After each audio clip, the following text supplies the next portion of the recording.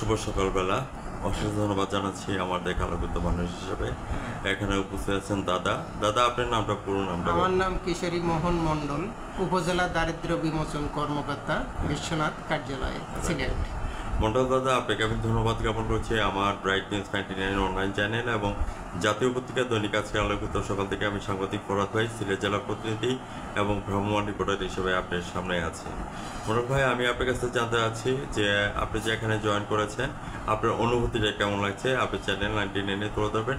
আমি সাংবাদিক ফরহাদ সাহেব আপনার সঙ্গে আছি।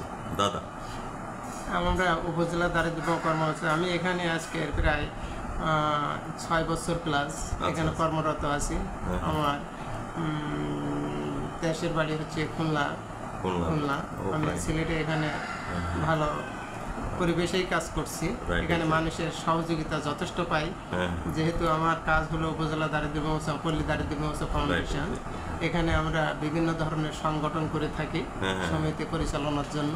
সমিতি গঠন করি, সমিতির গ্রুপ গঠন করি, তাদেরকে আমরা প্রশিক্ষণের ব্যবস্থা করি বিভিন্ন পর্যায়ে।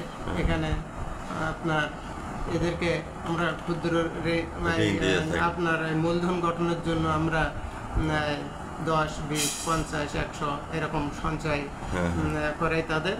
করানোর পরে তাদের আমরা প্রশিক্ষণের ব্যবস্থা করি এখানে।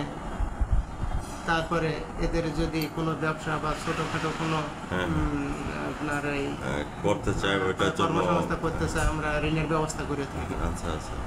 এই ক্ষেত্রে আপনি কতজনকে এই পর্যন্ত আপনারা দারিদ্র বিমোচন করতে পেরেছেন? আমি এখানে আমার বর্তমান ক্ষুদ্র ঋণের উদ্যোক্তা রয়েছে 1500 জন।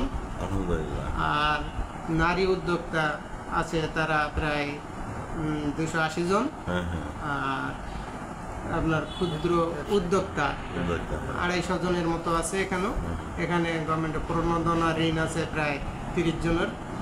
কত টাকা দেওয়া হয়েছে টোটাল তাতে করে দেখা যাচ্ছে এখানে আমাদের বাজেটটা কত? আপনাদের আমাদের বাজেট এটা ঠিক সঠিকভাবে বলা যায় না।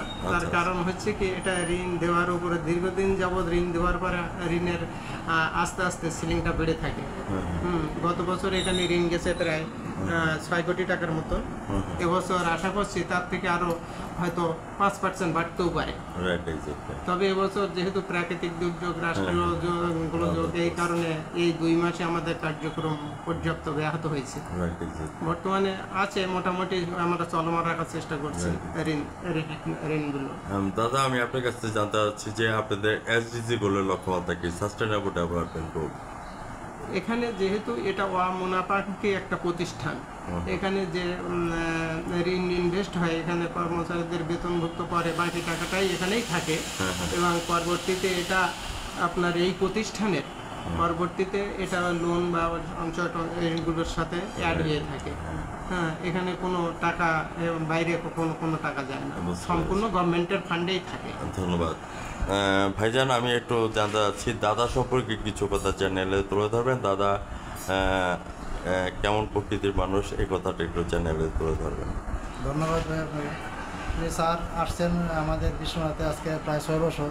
6 বছর আসার পর থেকে ওনার সাথে আমাদের যে সক্ষতা বা কাজ নিয়ে ভালো একটা সম্পর্ক। অনেক হেল্পফুল, মানে আমাদেরকে অনেক সহযোগিতা করে। ভিউয়ার্স, মানুষ মানুষের জন্য, জীবনের জন্য একটু সহানুভূতি কি মানুষ পেতে পারে না? দাদা ভূপেন হাজারিকার এই গানটা আজকের এই বিশেষ দিনে আপনার জন্য উৎসর্গ করে দিয়ে গেলাম। ভিউয়ার্স, আজ রাত 9:15 আমাদের মন্ডল দাদার সাক্ষাৎকারটি আমাদের টিভি চ্যানেলে দেখে নেবেন, চ্যানেল 9 এবং জাতীয় পত্রিকা দৈনিক আজকে আলোকিত সকাল থেকে। আমি জেলা রিপোর্টার এবং ভ্রাম্যমাণ রিপোর্টার হিসেবে বিদায় রেখে টানছি। দাদা, সামনে দুর্গাপূজার অগ্রিম শুভেচ্ছা রয়ে গেল। ধর্ম যার যার, উৎসব সবার। ধন্যবাদ আপনাকে।